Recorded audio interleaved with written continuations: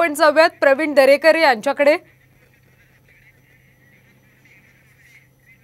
हेमंत गोडसे सध्या आपल्या सोबत आहेत, आपण त्यांच्याकडे जाऊयात। गोडसे जी, कांदा उत्पादकांसाठी हा कितपत मोठा निर्णय म्हणावा लागेल?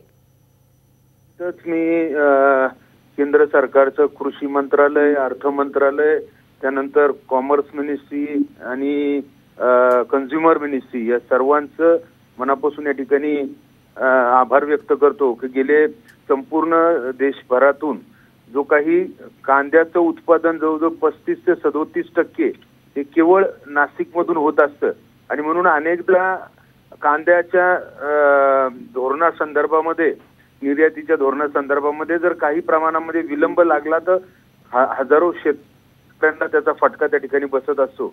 परंतु मला असं वाटतं का या संदर्भामध्ये आज जो काही निर्णय झाला त्याचा आम्ही सर्वच जण या ठिकाणी स्वागत करतो।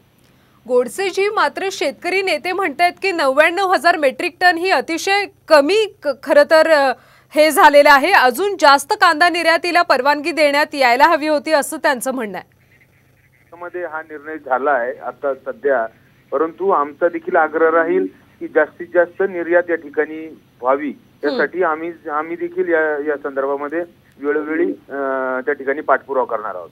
नक्कीच गोडसेजी, धन्यवाद तुमच्या या सगळ्या सविस्तर प्रतिक्रियेसाठी।